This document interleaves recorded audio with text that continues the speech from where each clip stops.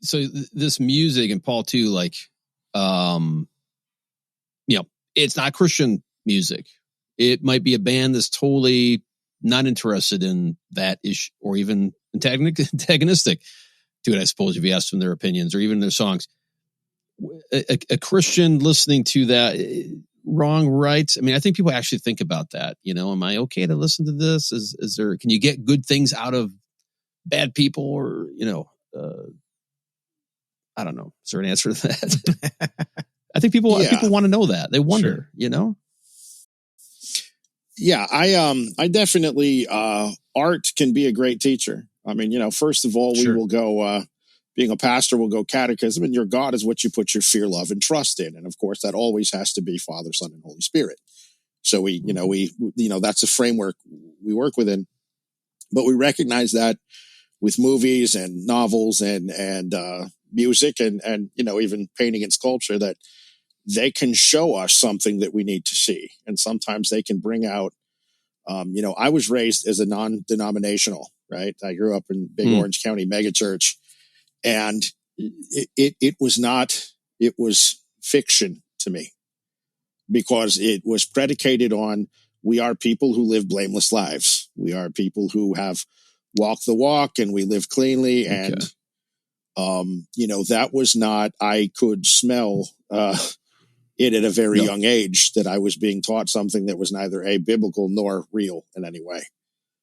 And sometimes when you hear a blues singer, a punk singer, something of this nature, talking about the hardship and the reality, the authenticity of what you're living, you're going to resonate more with that than a false theology.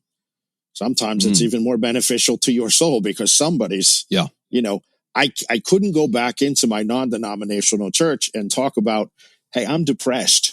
I'm not living a victorious life. I'm in pain, and everyone else has got their hands up and they look like they're mid-climax and all this kind of thing.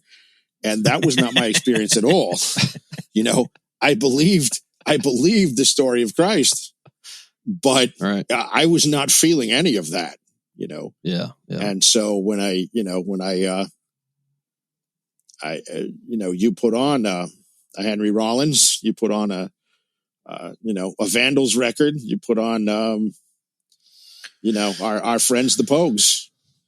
And you hear about an authentic life that you're actually living. Now, that life needs the gospel, but it's much more real than Sunday morning game show, Yeah. A favorite band of mine, Sonic Youth. And I think musically, as well as lyrically, they describe, in all these bands you're talking about, and again, you can go to any art form than just music, they nail life. The life of sin and death. They don't have the answer, and they might have a false answer, but they are talking about the reality, the chaos that people might be feeling. And it is I said, that art is a teacher. Do you think that's also when you come to them, or when you discover them, or whatever, your stage in life too? I know for me,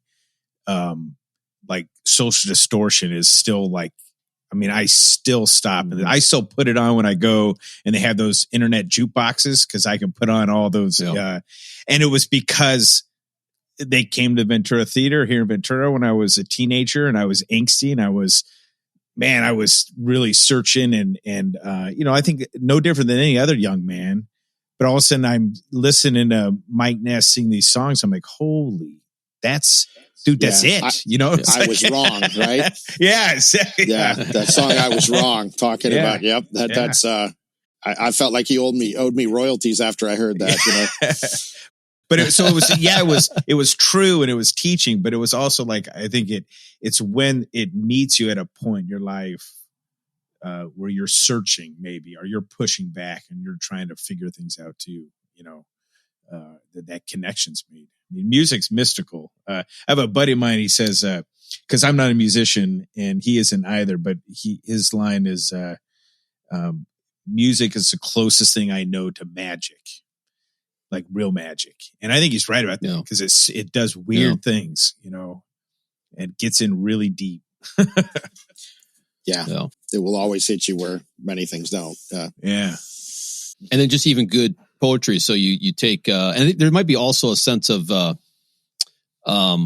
escape, like Raging as a Machine. Like I think really came out with very unique stuff. And I always tell people like, I'm running and I got Rage the Machine going on. And when I'm done, I'm like, I think I'm a communist, because you really like for about 5 minutes, you're like, yeah, man, yeah, do it.